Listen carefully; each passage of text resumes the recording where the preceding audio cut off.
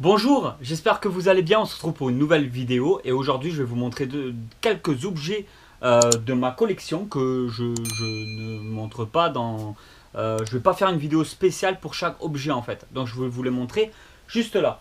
Donc on va commencer par des vieux coussins qui doivent avoir au moins 15 ans maintenant. C'est des coussins que j'avais achetés de Final Fantasy 8. Voilà, ils sont tout bouffés, ils sont tout bouffés. Ils servent de doudou à mes enfants aujourd'hui. Il n'y a plus d'étiquette. Donc je ne saurais pas dire la date exacte, mais c'est encore bien rembourré, hein. Voilà, c'est des coussins Final Fantasy 8. J'ai adoré Final Fantasy 7, Final Fantasy 8. J'ai la solution complète de Final Fantasy 7 et 8. Je sais pas où, qui doit traîner quelque part. Il faut que je les retrouve d'ailleurs. Et c'est des jeux de playing qui m'ont énormément impacté, énormément marqué. Là, comme vous voyez, bon, le coussin il a été bien bouffé avec le temps. Voilà, clade par rapport au film. Donc là, on est sur Final Fantasy 7 et l'autre c'était Final Fantasy 8. Hein. Là, Clad et Tifa, c'est Final Fantasy 7. Et tout à l'heure, c'était Squall et Leona, je crois, Final Fantasy 8. Je me rappelle même plus des noms. Alors, je voulais vous montrer aussi quelques petits arrivages de ces dernières semaines. Donc, une magnifique Black Widow en Marvel Legends. Alors là, c'est le gros coffret de chez Hasbro. Il est juste magnifique. Regardez ça. C'est par rapport au film Black Widow. Mais alors je sais pas si vous allez bien voir. La Scarlett, elle a un visage, mais on la reconnaît de ouf. Hein. Franchement, pour du PVC, c'est quoi ça comme échelle? Un 12e peut-être? Non mais Marvel Legends, à chaque fois, je me répète, je le dis, il y a des marques comme ça qui sont vraiment pas chères et où vous pouvez avoir une certaine grosse qualité. Donc il y a les Marvel Legends, il y a, c'est souvent Hasbro en fait, hein, les Black Series, donc voilà, j'en prends une au hasard, Black Series, Star Wars, je peux vous en montrer d'autres en Black Series, vraiment pour avoir une idée. Regardez ces figurines articulées, donc je pense que c'est à la même échelle. Hein. Ouais, c'est de la tuerie. Hasbro, franchement, il gère de fou.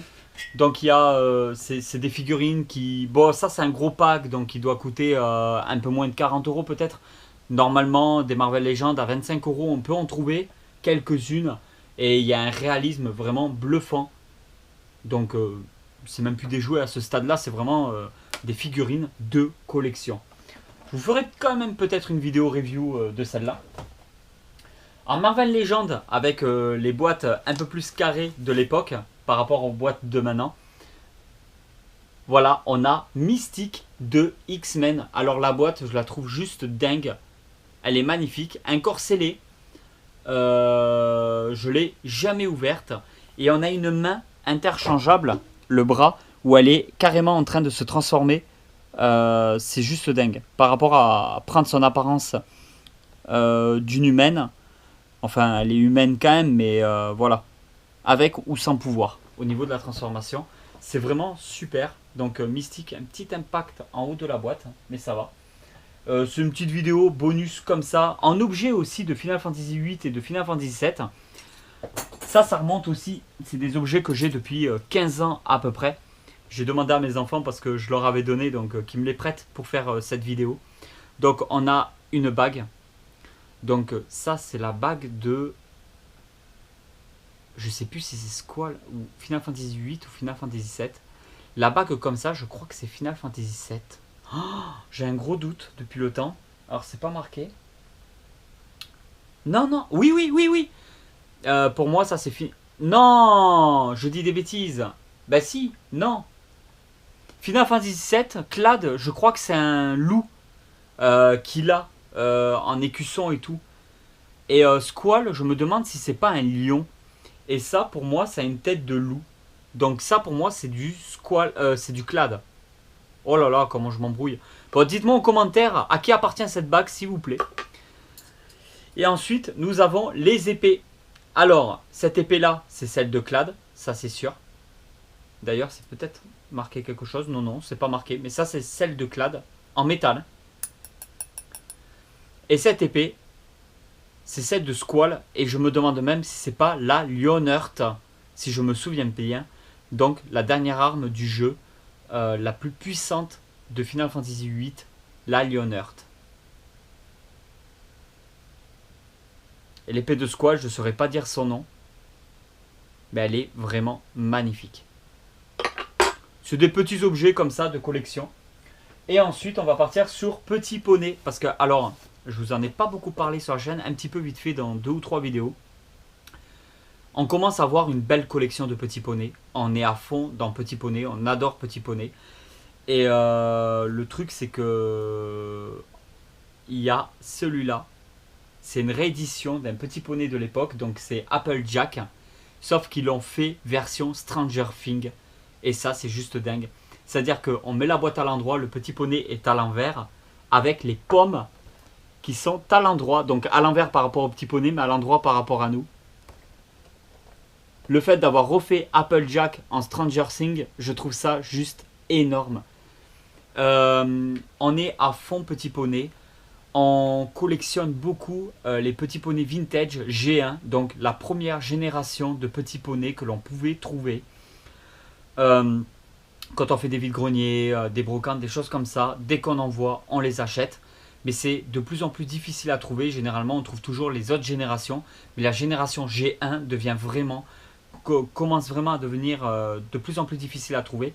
Et les prix font que grimper.